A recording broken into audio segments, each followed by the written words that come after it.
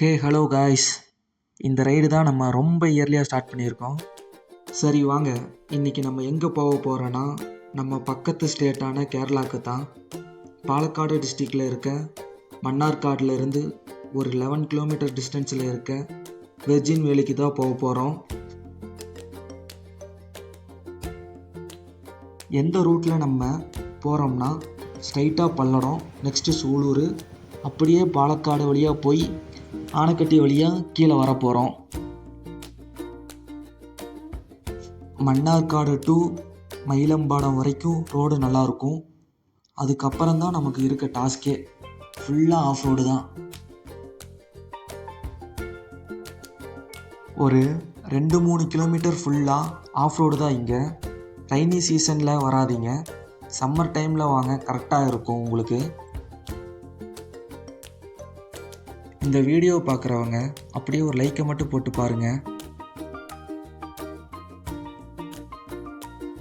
இந்த ஏரியாவை சுற்றி ஒரு 2 கிலோமீட்டர்ஸ்க்கு எந்த கடையும் இல்லை. ஃபுல்லாக ஒரு ரவுண்டு போய் பார்த்துட்டு தான் வந்து சொல்கிறேன். ஸோ வரப்போ ஃபுல் ப்ரிப்பேர்டாக வாங்க, வந்து ஃப்ரெண்ட்ஸ் அண்ட் ஃபேமிலியோடு ஜாலியாக என்ஜாய் பண்ணுங்கள் இந்த சம்மரை.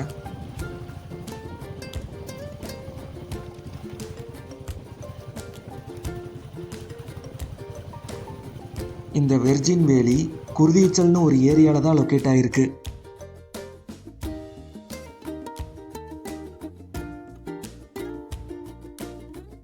ஒரு வழியாக எப்படியோ இந்த லொக்கேஷனுக்கு வந்துட்டோம்.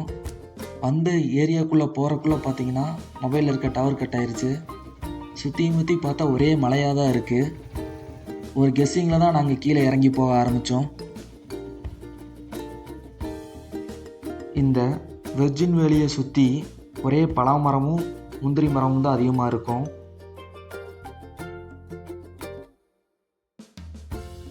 இந்த பிளேஸில் ஃபஸ்ட்டு ஒரு வியூ பாயிண்ட் செட் பண்ணி வச்சுருப்பாங்க போல், ஆனால் இப்போ யூஸில் இல்லை. இருந்திருந்தால் கொஞ்சம் நல்லாயிருக்கும், ஒரு ஃபுல் வியூவையும் நம்ம பார்த்துருக்கலாம். அதனால் நம்ம கீழே இறங்கி தான் போகணும். வாங்க போகலாம். அந்த உடஞ்ச வியூ பாயிண்ட்லேருந்து கீழே வந்தீங்கன்னா லெஃப்ட் சைடில் ஒரு சின்னதாக ஒரு ரூட் மாதிரி ஒன்று போகும்.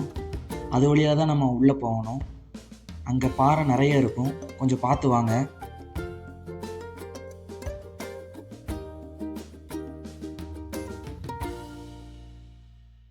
ஒரு வழியாக கஷ்டப்பட்டு உள்ளே வந்தோம்னா இவ்வளோ பெரிய பாறையெல்லாம் தாண்டி வந்ததுக்கு ஒர்த்துடான்னு அப்படின்னு சொல்கிற மாதிரி ஒரு வியூ இருக்கும் பாருங்கள். உங்களுக்கு செமையாக இருக்கும் அதை பார்க்குறக்கு.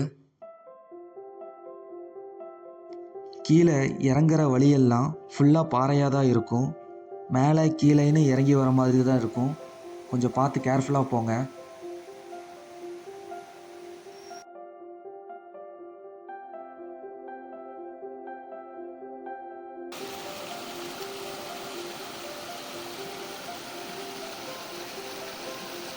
இந்த இடத்துல வர தண்ணி செம ஃப்ரெஷ்ஷாகவும் கூலிங்காகவும் இருக்கும்.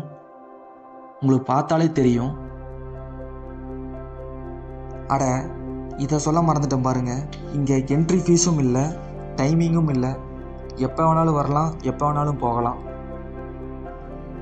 இந்த ஏரியா ஃபுல்லாக முந்திரி மரமாக தாங்க இருக்குது. எங்கே பார்த்தாலும் கீழே முந்திரி பழமாக தான் இருக்குது. அவ்வளோ முந்திரி இருக்குது இங்கே.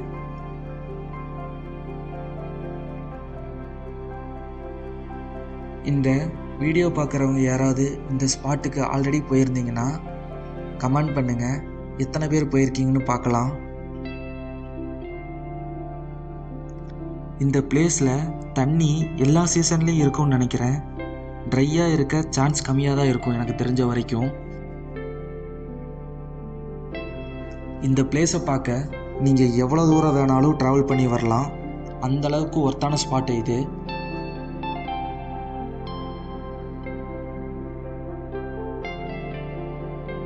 இந்த வீடியோ பார்க்குறவங்க எல்லாரும் மறக்காமல் ஒரு லைக் அண்ட் சப்ஸ்கிரைப் பண்ணிடுங்க எனக்காக.